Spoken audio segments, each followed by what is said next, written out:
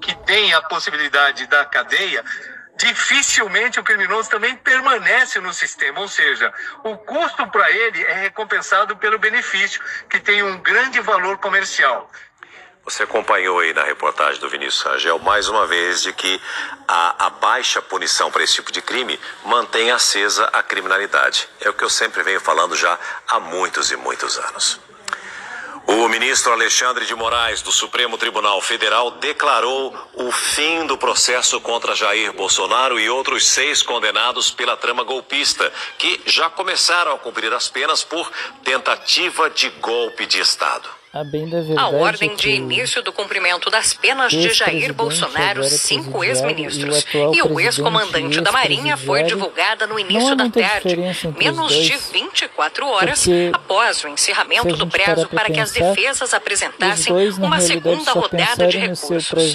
Relator da ação penal, o ministro Alexandre de Moraes decidiu que o ex-presidente Jair Bolsonaro deverá cumprir a sentença na sala de Estado Maior, localizada na Superintendência da Polícia Federal em Brasília. O local, com cerca de 12 metros quadrados, é onde Bolsonaro já estava preso preventivamente desde o último sábado por violar a tornozeleira eletrônica. O ministro justificou a escolha com base no caso do presidente Lula, que permaneceu preso por 580 dias na sede da Polícia Federal em Curitiba. Em 2019, o ministro do STF, Edson Fachin, impediu que o petista fosse transferido para uma penitenciária em São Paulo. O processo foi encerrado após a defesa de Bolsonaro não apresentar, no prazo encerrado nesta segunda, novos recursos à condenação, os chamados embargos de declaração, que não tinham potencial para alterar a sentença. Os advogados já tinham informado, no entanto, que pretendiam apostar em outro tipo de questionamento até o fim desta semana, um tipo de recurso que pedia a anulação da sentença. Na decisão, porém, Moraes adiantou que a condenação foi por maioria de 4 votos, sendo apenas 1 voto pela absolvição do réu Jair Messias Bolsonaro, placar que impossibilitaria esse tipo de recurso. Por considerar que esses embargos seriam apenas para atrasar o cumprimento da pena, o ministro determinou o encerramento da ação penal, o denominado trânsito em julgado, tanto de Bolsonaro quanto dos demais réus do núcleo crucial da trama golpista. 3 defesas que tinham apresentado recursos na noite desta segunda tiveram os pedidos rejeitados. Além de Jair Bolsonaro, que segue na Superintendência da Polícia Federal, já começaram a cumprir pena em Brasília o ex-ministro da Justiça Anderson Torres, preso no 19º Batalhão da Polícia Militar do Distrito Federal, conhecido como Papudinha. O ex-comandante da Marinha, Almir Garnier, na estação rádio da Marinha, os generais do Exército, Augusto Heleno e Paulo Sérgio Nogueira, no Comando Militar do Planalto, e o general Braga Neto vai permanecer recolhido na 1ª Divisão do Exército na Vila Militar, no Rio de Janeiro, onde já está preso desde dezembro do ano passado. O deputado federal Alexandre Ramagem segue foragido nos Estados Unidos. Com o trânsito em julgado, punições derivadas das condenações também serão executadas. Servidores públicos, como o ex-ministro Anderson Torres, que é delegado da Polícia Federal, perderão os cargos. E o Tribunal Superior Eleitoral será informado para que, com base na lei da ficha limpa, declare a inelegibilidade de todos os condenados pelo tempo da pena e mais 8 anos após este período. Para o ex-presidente Jair Bolsonaro, isso significa 35 anos impedido de se candidatar em eleições. Mesmo com o encerramento da ação penal, as defesas de Jair Bolsonaro e Alexandre Ramagem afirmaram que vão insistir na apresentação de recursos à condenação, os embargos infringentes que tentam anular a sentença. Segundo o advogado e professor de Direito da FGV, Tiago Bottino, a tendência é de rejeição dos questionamentos. O ministro Alexandre de Moraes fez para aquelas defesas que interpuseram esse recurso, já declarar que eles eram inadmissíveis. E para as defesas que não protocolaram esse tipo de recurso, já declarar o trânsito em julgado. Por quê? Porque o entendimento do tribunal é que esse tipo de recurso não cabe para esse tipo de julgamento. O início do cumprimento da pena foi uma decisão individual do ministro Alexandre de Moraes do STF, mas a medida é analisada neste momento pelos demais ministros que integram a primeira turma do Supremo. Nós vamos seguir em Brasília, falando com a Paula Cuenca agora ao vivo. Ela nos atualiza sobre esse julgamento. Paula, nós já temos o posicionamento dos demais ministros sobre o fim dessa ação penal? Eles devem seguir aquilo que disse o ministro Alexandre de Moraes? Boa noite para você. Boa noite para você também, César. Para quem está nos acompanhando, nós já temos atualizações. O ministro Flávio Dino já votou para confirmar a decisão de Moraes de encerramento das ações penais e início do cumprimento das penas. Dessa forma, faltam apenas os votos dos ministros Cristiano Zanin e Carmen Lúcia, até porque a gente lembra que com a transferência de Luiz Fux para a segunda turma, a primeira turma está com uma vaga em aberto à espera do sucessor do ministro Luiz Roberto Barroso. Esse julgamento, que acontece no plenário virtual, está previsto para ser encerrado nesta quarta às 6 horas da tarde. Nesta quarta também serão realizadas as audiências de custódia de todos os condenados que foram presos nesta terça. A gente está falando aqui das audiências que são obrigatórias em todo o país e servem para garantir que os direitos das pessoas presas foram preservados ali no momento da prisão. No caso de Jair Bolsonaro, a audiência de custódia acontece por videoconferência às 2h30 da tarde de amanhã. Ainda que Jair Bolsonaro permaneça aqui na Superintendência da Polícia Federal, por se tratar de um outro tipo de prisão, não mais a preventiva, que era que ele cumpria desde o último sábado, então ele tem a obrigação também de passar por uma nova audiência de custódia. César? Obrigado pelas informações, Paulo. Uma ótima noite a você. Nós vamos continuar na capital federal, porque agora eu converso com a repórter Vitória Mello, que está no local onde os generais Augusto Heleno e Paulo Sérgio Nogueira vão cumprir a pena determinada pelo STF. Vitória, muito boa noite para você. A pergunta que eu te faço é a seguinte: os militares, além da prisão, eles podem perder também as patentes? Conta pra gente.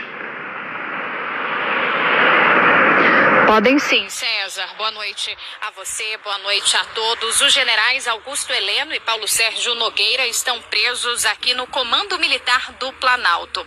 Eles foram detidos no início da tarde desta terça-feira, após determinação do ministro do Supremo, Alexandre de Moraes. O ministro que também enviou ao Superior Tribunal Militar e à Procuradoria-Geral do Ministério Público Militar o pedido de análise sobre a perda do posto e da patente dos militares condenados. Então agora cabe à Justiça Militar definir a respeito dessa punição.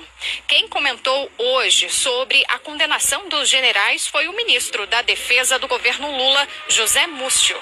Os detalhes a gente confere agora na reportagem. No Comando Militar do Planalto, a segurança foi reforçada. O ministro da Defesa, José Múcio, falou sobre a prisão de militares e reconheceu o constrangimento de alguns integrantes da força. As forças receberam, eu admito que alguns constrangidos ou indignados, mas todos cumprindo o seu papel nas forças. Nós sempre colocamos à disposição as nossas dependências para que a justiça escolhesse. Isso é um processo da justiça. Decisão da justiça, a gente pode gostar, pode não gostar, mas tem que aprender a acatar. No fim da tarde, o ex-ministro da Justiça, Anderson Torres, chegou ao Complexo da Papuda. Ele vai cumprir pena no 19º Batalhão de Polícia Militar, conhecido como Papudinha.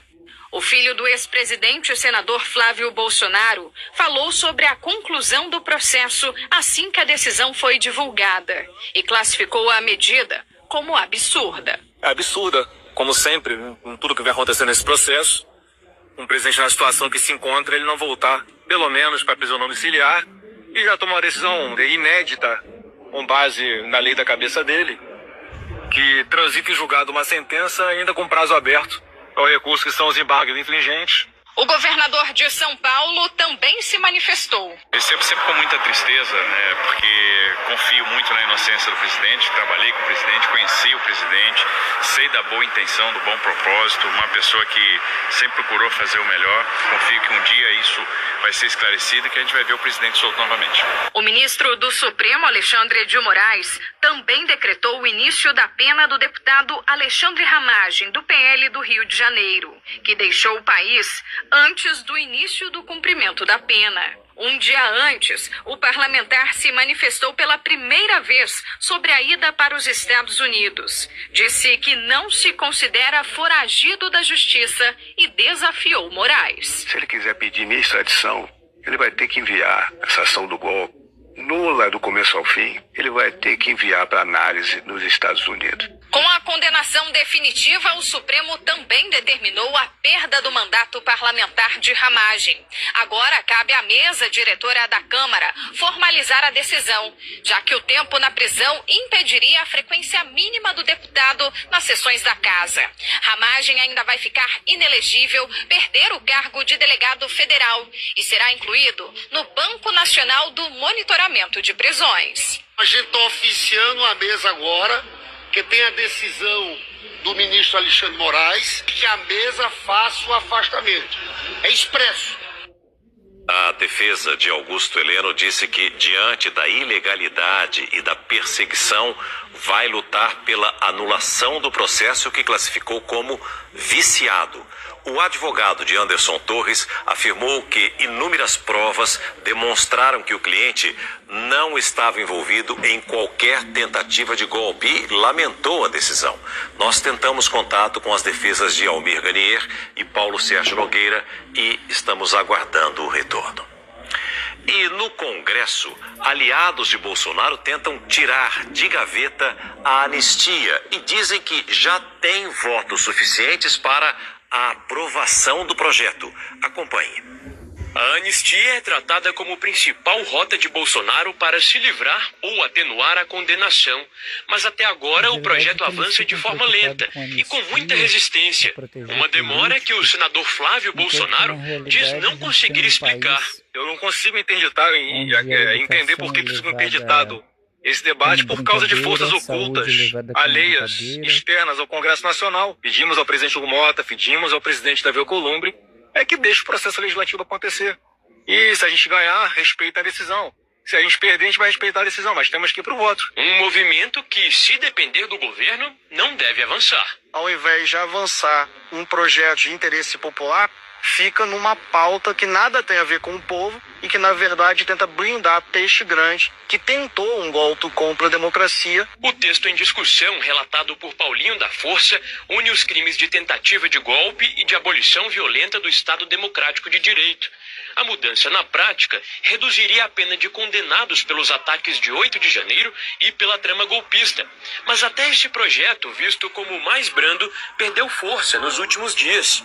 Atendendo ao pedido de Jair Bolsonaro, o PL tenta reforçar a pressão pela anistia e aproveitar o desgaste entre a liderança do PT na Câmara e Hugo Mota para fazer a proposta andar.